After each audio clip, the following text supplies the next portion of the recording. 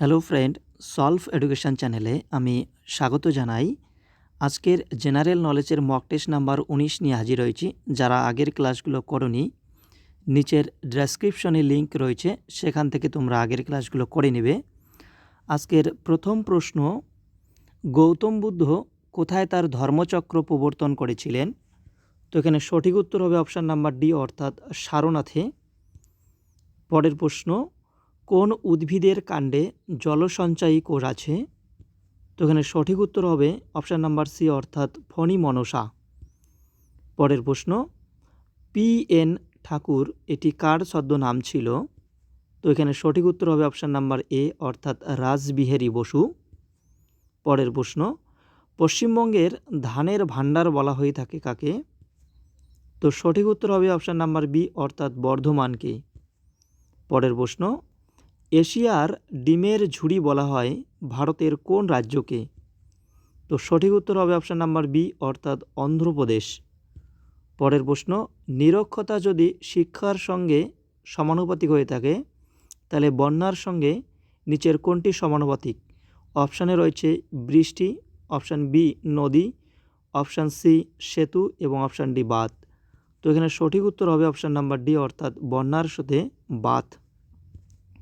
পরের প্রশ্ন, supreme court ও হাইকোর্টের বিচারপতিদের বেতন ও ভাতা বৃদ্ধি করা হয় কততম সংবিধান সংশোধনীর মাধ্যমে? তো এখানে সঠিক উত্তর হবে অপশান নাম্বার এ, অর্থাৎ 54তম সংবিধান সংশোধনী। পরের প্রশ্ন, ভারতের প্রথম মহিলা প্রতিরক্ষা মন্ত্রী কে ছিলেন? তো সঠিক উত্তর হবে অপশান নাম্বার এ, অর্থাৎ ইন্দিরা গান্ধী। পরের প্রশ্ন, ফোর্ট উইলিয়াম কবে প্রতিষ্ঠিত হয়েছিল? তো এখানে সঠিক উত্তর হবে অপশান নাম্বার ডি, অর্থাৎ 1700 সালে। পরের প্রশ্ন, বেঙ্গল গ্যাজেট এই পত্রিকাটি প্রথম কত সালে প্রকাশিত হয়? তো সঠিক উত্তর হবে অপশান নাম্বার ডি, অর্থাৎ 1818 সালে। পরের প্রশ্ন, ভারতের কোন শহরে ভূগর্ভস্থ রেল প্রথম চলাচল শুরু করেছিল? তো সঠিক উত্তর হবে অপশান নাম্বার সি, অর্থাৎ কলকাতায়। পরের প্রশ্ন, মাজুলি দ্বীপ এটি কোথায় অবস্থিত? তো সঠিক উত্তর হবে অপশান নাম্বার এ, অর্থাৎ ব্রহ্মপুত্র নদীতে মাজুলি দ্বীপ অবস্থিত।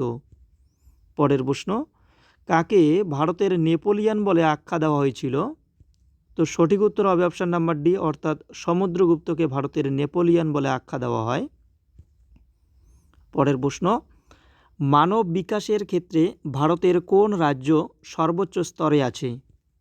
তো সঠিক উত্তর হবে অপশান নাম্বার সি, অর্থাৎ কেরালা।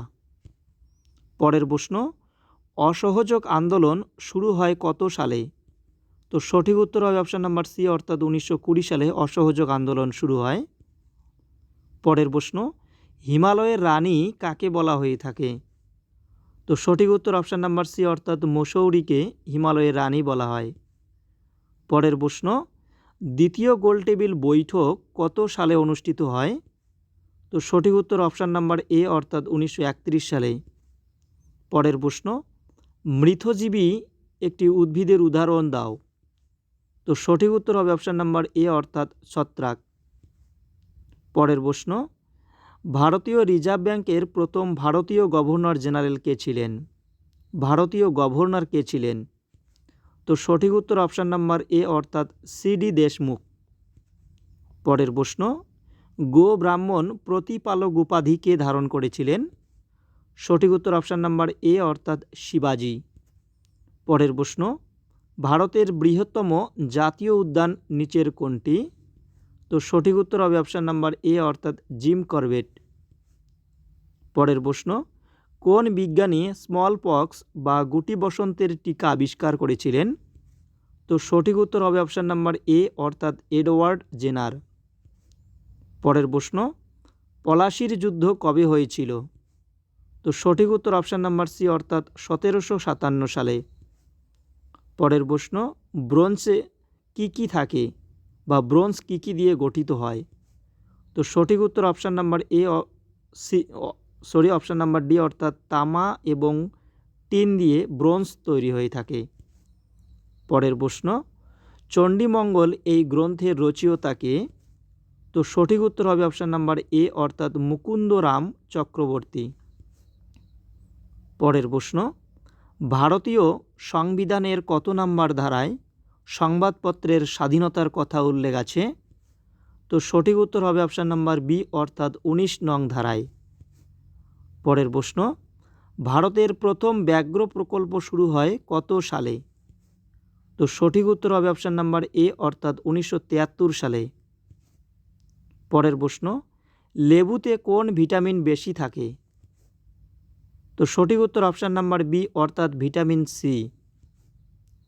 পরের প্রশ্ন, কার্বনের কয়টি আইসোটোপ রয়েছে? তো সঠিক উত্তর অপশান নাম্বার বি অর্থাৎ 3টি আইসোটোপ রয়েছে। পরের প্রশ্ন, লখনউ কোন নদীর উপর অবস্থিত?